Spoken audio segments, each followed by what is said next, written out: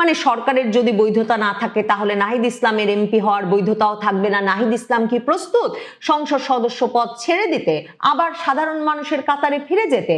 জামায়াতে ইসলামের 68 জন সংসদ সদস্য কি প্রস্তুত তাদের এমপি পদ ছেড়ে দিতে এবং সাধারণ মানুষের কাতারে ফিরে গিয়ে আন্দোলনে নামতে?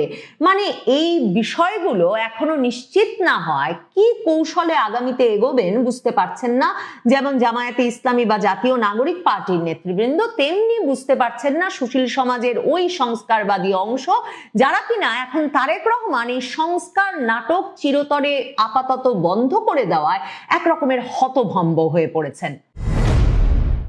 বাংলাদেশে নবনির্বাচিত বিএনপি সরকার জুলাই সনদকে একরকমের কবর দিয়ে দেওয়ার পর এবং এই যে 18 মাস ধরে যে মঞ্চায়িত হলো যে নাটক সংস্কার নাটক, সে নাটকের একরকমের জবনিকাপাত ঘটানোর পরে একেবারে সংসদ সদস্য হিসেবে শপথ গ্রহণের দিন মানে পর্দা ফেলে দিয়েছেন মঞ্চে সে নাটকের।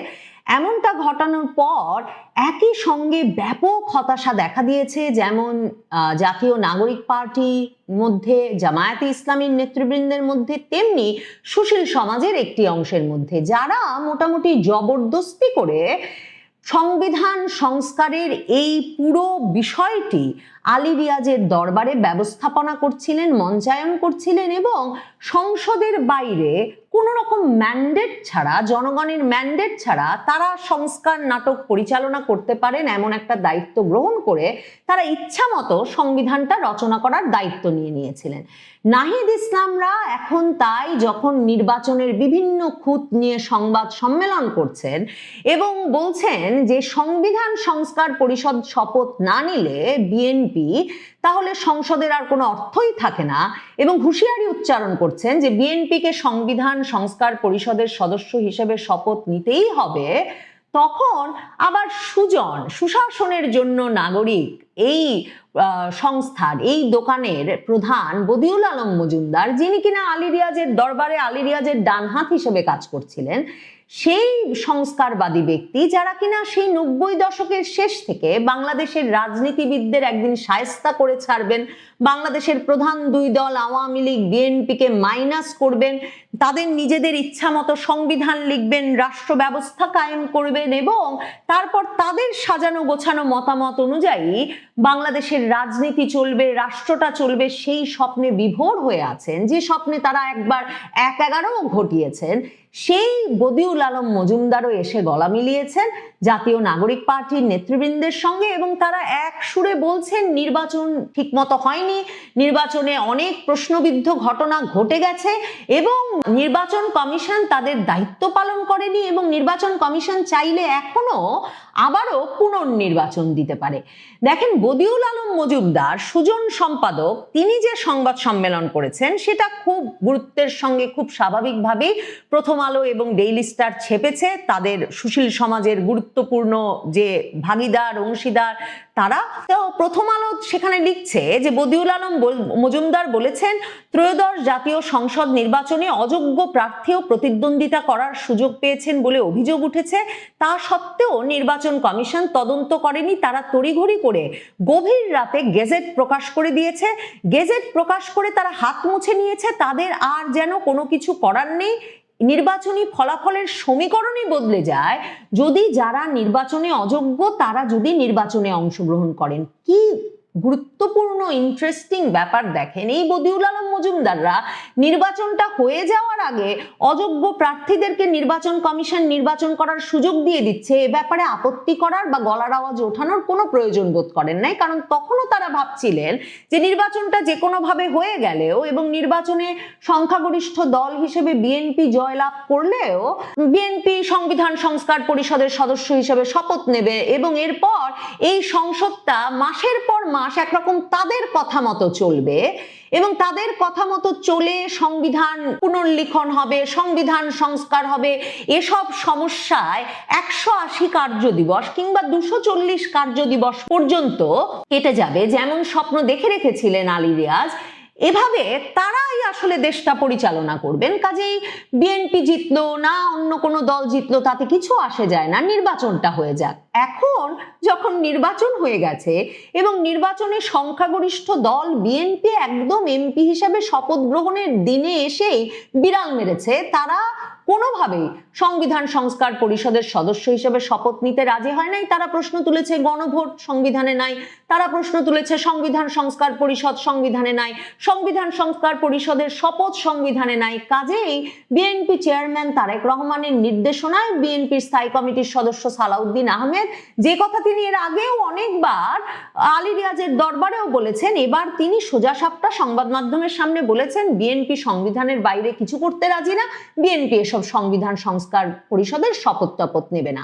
জামায়াতে ইসলামী, জাতীয় নাগরিক পার্টি চেষ্টা করেছিল গ্যাঞ্জাম করার, তারা তাদের এই বিষয়ে তাদের ক্ষোভ দেখানোর চেষ্টা করেছিল, একটা নাটকীয়তা তৈরিরও চেষ্টা করেছিল, তারা বিক্ষোভ ডেকেছিল, তারা সরাসরি একেবারে জামায়াতে ইসলামীর আমির ঘোষণা দিয়েছিলেন যে কিছুতেই তারা এমপি হিসাবে শপথ নেবেন না যদি সংবিধান সংস্কার পরিষদের সদস্য হিসেবে বিএনপি শপথ না নেয়। জাতীয় নাগরিক পার্টিও বলে রেখেছিল যে তারা শপথ নিলে দুটো শপথই নেবে, আর না হলে তারা কোনো শপথই নেবে না। কিন্তু দেখেন এই যে নির্বাচনটা হয়ে গেছে, সেই নির্বাচনে 6টি আসন পেয়েছে জাতীয় নাগরিক পার্টি। মানে নির্বাচনের 2 মাস আগেও কল্পনাও করা যেত না, অনেক রাজনৈতিক বিশ্লেষক বলতেন যে 6টা ভোটও এই জাতীয় নাগরিক পার্টির নেতারা নির্বাচনে দাঁড়ালে পাবেন কিনা তা নিয়ে সন্দেহ। এরপর তারা জামায়াতে ইসলামীর সাথে জোট করার পর কয়েকটি আসন পাবেন ভাবা গিয়েছিল, কিন্তু 6টি আসন তারা পেয়ে যাবেন সেটা তো নিশ্চিতভাবেই একরকমের অকল্পনীয় ছিল। কাজেই 6টি আসন জয়লাভ করার পরে এই নাহিদ, এই আক্তার হোসেন, এই হাসনাত থেকে শুরু করে আবার নাম না জানা যে কজন পেয়েছেন আসন তারা, কিংবা জামায়াতে ইসলামীর নেতৃবৃন্দ 68টা আসন পেয়েছে জামায়াতে ইসলামীর এমপি পদে জামায়াতে ইসলামীর নেতারা। তারা কি সত্যি প্রস্তুত 2024-এর আগস্টের পর তাদের ব্যাপক রাজনৈতিক উত্থান, এই ভাগবাটোয়ারার নির্বাচনে তাদেরকে যেই শক্তিশালী অবস্থানে নিয়ে গেছে, তারা সেই শক্তিশালী অবস্থানটা ছেড়ে দেবেন? মানে জুলাই সনদের জন্য, সংবিধান সংস্কার পরিষদের জন্য? তাদের এই জুলাই সনদের প্রতি যেহেতু বাংলাদেশের মানুষের কোনো সমর্থন নাই, বাংলাদেশের মানুষের কোনো সম্পর্কও নাই, যে ঠিক কি কারণে 18 মাস ধরে দেশটাকে অস্থিতিশীল রেখে দেশে যথেচ্ছ মববাজি করে ওই যে ঘরে বসে তারা কি পরিবর্তন করলেন বাংলাদেশের রাষ্ট্রের আর সংবিধানের, আর কেন এই জন্য মাসের পর মাস রাষ্ট্রীয় টাকা খরচ হলো, আর কেনই বা গণভোট হলো, এ বিষয়ে বাংলাদেশের শিক্ষিত অশিক্ষিত গ্রাম শহর বেশিরভাগ মানুষের কোনো ধারণাই নাই। কাজেই তারা যে ওই কাজে সমর্থন পাবেন যে জুলাই সনদ বাস্তবায়িত হচ্ছে না তাই আমরা অভিমান করে আর এমপি পদের শপথ নিচ্ছি না, এটা বললেই যে তারেক রহমানের সংসদ, তারেক রহমানের সরকার নড়বড়ে হয়ে যাবে, সে সম্ভাবনা যে কম সেটা বোঝেন জাতীয় নাগরিক পার্টি আর জামায়াতে ইসলামীর নেতৃবৃন্দ। বরং তারা বোঝেন এ সুযোগ পেলে বিএনপি সাথে সাথে উপনির্বাচন দেবে এবং প্রয়োজনে আমিডামি নির্বাচন করবে। তাদের অসংখ্য বিদ্রোহী স্বতন্ত্র প্রার্থী প্রতিটি আসনে দাঁড়ানোর জন্য প্রস্তুত ছিল, তারা তেমন একটা নির্বাচন করে সংসদ পূর্ণ সংসদে পরিণত করবে, আর না হলে হয়তো আওয়ামী লীগকেই ফিরিয়ে আনবে। সেই ভয়াবহ পরিণতির কথা ভেবে, মানে একবার ছিটকে পড়ার ভয়ে এই সংসদ থেকে জামায়াতে ইসলামী বা জাতীয় নাগরিক পার্টি এমন কোনো ডাকও দিতে পারছে না যে সংবিধান সংস্কার পরিষদের সদস্য হিসাবে শপথ না নিলে যেহেতু সংসদের আর কোনো অর্থই থাকছে না তাই আমরা সংসদে যাব না, কিংবা তারা বলছেন না যে তারা আন্দোলনে যাবেন। জামায়াতে ইসলামী শপথের দিনেই বিকাল 3টায় একটা বিক্ষোভ কর্মসূচি ডেকে পরে সেটা বাতিলও করতে বাধ্য হয়েছিল। জামায়াতে ইসলামীর আমির এখন আর কোনো প্রতিবাদ বিক্ষোভের কথা বলছেন না, তিনি তার এলাকায় রাস্তা ঝাড়ু দিচ্ছেন, জনগণের সেবক হিসেবে নিজের ভাবমূর্তি গড়ে তুলতে এই কাজ করে বেড়াচ্ছেন। এমন অবস্থায় জাতীয় নাগরিক পার্টির নেতা নাহিদ ইসলাম যে সংবাদ সম্মেলন করেছেন, যে সংবাদ সম্মেলনটি তিনি তার রূপায়ণ ট্রেড সেন্টারের প্রধান কার্যালয়ে বসে করেছেন, আমি দেখছি কোনো প্রধান সংবাদপত্রে সেই খবরটা পর্যন্ত ছাপা হয় নাই। এ খবর আমি একমাত্র আমার দেশ ছাড়া আর কোথাও দেখছি না। তারা সেখানে বলেছেন ওই সংবাদ সম্মেলনে একই সঙ্গে সংসদ অধিবেশন আর সংবিধান সংস্কার পরিষদের অধিবেশন ডাকতে হবে। নাহিদ ইসলাম বলেছেন বিএনপি একদিকে ঋণখেলাপি ও হত্যা মামলার আসামিদের মন্ত্রী বানিয়েছে, অন্যদিকে সংসদ সদস্যদের বৈধ সুবিধা না দিয়ে সাধু সাধার চেষ্টা করছে। মানে ওই যে বিএনপি যে বলেছে তারা প্লট নেবে না, তারা করমুক্ত গাড়ি নেবে না, এতে আবার আপত্তি নাহিদ ইসলামদের, কারণ নাহিদ ইসলামরা পড়া প্লট চান, নাহিদ ইসলামরা নতুন বন্দোবস্ত হিসেবে করমুক্ত গাড়ির মালিক হতে চান এমপি হিসেবে, কাজে তারা এটাতে ক্ষুব্ধ।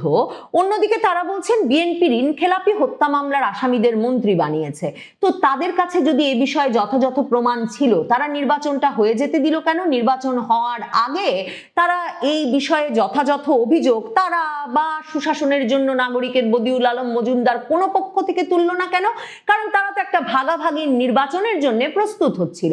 দেখেন, এই যে অযোগ্য ব্যক্তিদের নির্বাচনে করতে দিলে যোগ্য ব্যক্তিদের সঙ্গে ঠিক আচরণ করা হয় না বলে এখন জ্ঞান দিচ্ছেন সুশাসনের জন্য নাগরিকের বদিউল আলম মজুমদার। তিনি তখন প্রশ্ন তোলেন নাই যে শুধুমাত্র হাসনাত আব্দুল্লাহর বিপরীতে দাঁড়ানো বিএনপি নেতা, তিনি যিনি কিনা কয়েকবারের এমপি, যিনি কিনা বর্ষিয়ান বিএনপি নেতা, তিনি কেন হঠাৎ করে কোন জাদুর বলে নির্বাচন কমিশনের কাছে ঋণখেলাপি হিসেবে বাতিল প্রার্থীতে পরিণত হলেন, এবং কেন তাকে ঠিক ভোটের দুদিন আগে বিএনপি এমনকি দল থেকেও বহিষ্কার করে দিল, আর একেবারে বিনা প্রতিদ্বন্দ্বিতায় হাসনাত আব্দুল্লাহ এমপি নির্বাচিত হতে পারলেন। কাজেই কোথায় ঋণখেলাপিদের নির্বাচন করতে দেওয়া হবে, কোথায় দেওয়া হবে না, সেগুলো তো নির্ধারিত হচ্ছিল সুনির্দিষ্ট জায়গায়। দেখেন, এই যে নাহিদ ইসলামের বিরুদ্ধে নির্বাচনের দুদিন না কদিন আগে একটা রিট দায়ের হলো যে তিনি ডমিনিকান রিপাবলিকের নাগরিকত্ব কিনেছেন, সেই পাসপোর্টের ছবিও বেরিয়ে এলো।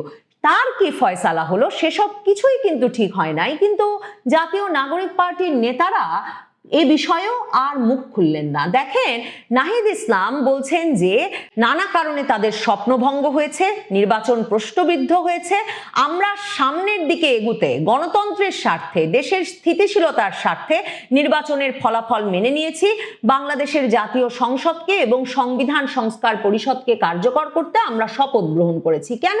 মানে নির্বাচন নানাভাবে প্রশ্নবিদ্ধ হয়েছে, নির্বাচনের ফল নানাভাবে, নির্বাচনে নানা রকম কারচুপি হয়েছে, সেসব বলবার পরেও তারা মেনে নেবেন কেন স্থিতিশীলতার স্বার্থে? নাকি তারা সে কারণে মেনে নিয়েছেন যে উল্টো এখন বিএনপির বিভিন্ন প্রার্থীরা সিরাজগঞ্জে, ঢাকায় সংবাদ সম্মেলন করে প্রশ্ন তুলছেন, প্রমাণাদি হাজির করছেন যে কিভাবে জামায়াতে ইসলামী জোটের প্রার্থীরা নির্বাচনী ফলাফলের কারচুপিতে কিংবা ভোট কেন্দ্র দখলে সিল মারতে ব্যস্ত হয়ে পড়েছিলেন। মির্জা আব্বাস ঢাকার কেন্দ্রে প্রশ্ন তুলেছেন নাসির উদ্দিন পাটোয়ারি কি করে এত ভোট পেলেন। বিএনপি নেত্রী টকশোতে বসে বলছেন যে জামায়াতের আমির হেরে যাচ্ছিলেন, তাকে জিতিয়ে দিতে বিএনপি একটা পর্যায়ে আসনটা ছেড়ে দিয়েছে। এমন একটা ভাগবাটোয়ারার নির্বাচন হয়েছে বলেই কি স্থিতিশীলতার স্বার্থে নাহিদ ইসলামদের মেনে নিতে হয়েছে এবং তারা গিয়ে শপথ নিয়েছেন, আর শেষ পর্যন্ত তারা মানে তাদের জবরদস্তিটা চালিয়ে যাবেন নতুন সরকারের ওপর, নতুন ব্যবস্থার ওপর, যেই প্রক্রিয়ায় মানে ওই সংবিধান সংস্কার পরিষদের নামে, সেই নাটকটা সফল হয়নি বলে এখন তারা আপত্তি করছেন। নাহিদ ইসলাম বলছেন তারা একই সঙ্গে সংসদ অধিবেশন ও সংবিধান সংস্কার পরিষদের অধিবেশন ডাকার আহ্বান জানাচ্ছেন। তিনি বলেছেন যদি গণভোট